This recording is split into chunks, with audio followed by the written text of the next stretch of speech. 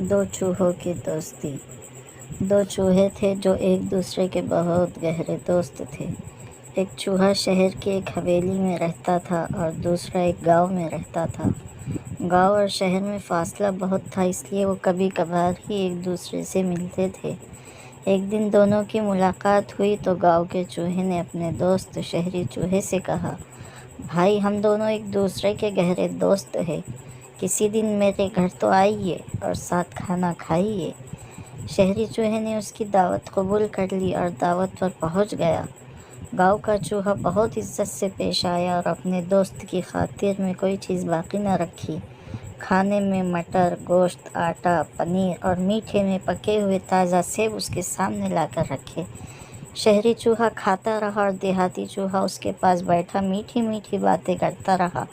اس اندیشے سے کہ کہیں مہمان کے لیے کھانا کم نہ ہو جائے، وہ خود گیہوں کی بالی منہ میں لے کر آہستہ آہستہ چباتا رہا۔ جب شہری چوہا کھانا کھا چکا تو اس نے کہا، دوست اگر اجازت ہو تو میں کچھ کہوں۔ گاؤں کے چوہے نے کہا، کہو بھائی، ایسی کیا بات ہے؟ شہری چوہے نے کہا، تم ایسے خراب اور گندے بل میں کیوں رہتے ہو؟ اس جگہ میں نہ صفائی ہے اور نہ رونق، چاروں طرف ندی نالے ہیں، دور دور تک کوئی نظر نہیں آتا۔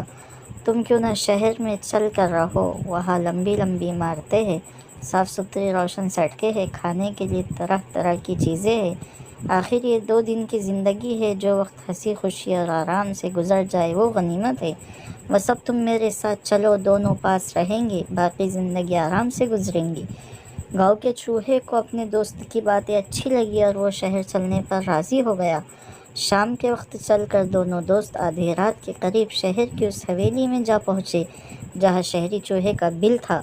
حویلی میں ایک ہی دن پہلے بڑی دعوت ہوئی تھی جس میں بہت سے افسر، تاجر، زمیندار اور وزیر شریک ہوئے تھے۔ وہاں پہنچے تو دیکھا کہ حویلی کے نوکروں نے اچھے اچھے کھانے کھڑکیوں کے پیچھے چھپا رکھے تھے۔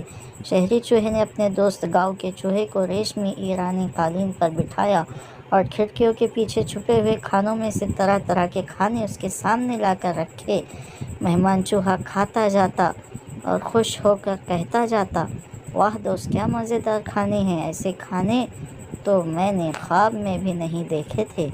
ابھی وہ دونوں قالین پر بیٹھے کھانے کے مزے لوٹ ہی رہے تھے کہ یکایک کسی نے دروازہ کھولا۔ دروازے کے کھلنے کی آواز پر دونوں دوست گھبرا گئے اور جان بچانے کے لیے ادھر ادھر بھاگنے لگے۔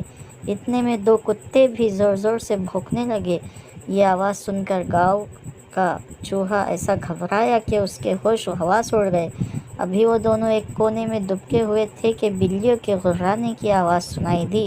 گاؤں کے چوہے نے گھبرا کر اپنے دوست شہری چوہے سے کہا، اے بھائی، اگر شہر میں ایسا مزہ اور یہ زندگی ہے تو یہ تم کو مبارک ہو، میں تو باز آیا ایسی خوشی سے، تو مجھے اپنا گاؤں، اپنا گندا بل اور مٹر کے دانے ہی خوب ہے۔